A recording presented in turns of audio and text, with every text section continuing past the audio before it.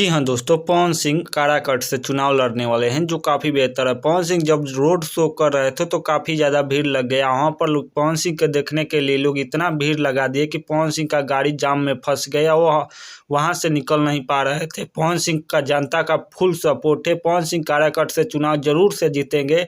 पवन सिंह का कहना है कि मैं विकास के कार्य को और तेज़ी से बढ़ाऊंगा। पवन सिंह जब रोड शो कर रहे थे इतना ज़्यादा भीड़ लग गया कि विरोधियों का देख कर होश उड़ गए। विरोधियों को यह नहीं लगा कि पवन सिंह के इतना ज़्यादा फैन फॉलोइंग हो सकता है। पवन सिंह काराकट में जब गए तो इतना ज़्यादा भीड़ हुआ कि पवन सिंह को वहाँ से भागना पड़ा और पवन सिंह इस भीड़ को संभाल नहीं पाए। इतना ज़्यादा पवन सिंह का सपोर्टर है कि वहाँ पर पवन सिंह बहुत जल्द निकले वहाँ से और जो है पवन सिंह काराकट से चुनाव जरूर से जीतेंगे। जनता का फुल सपोर्ट है।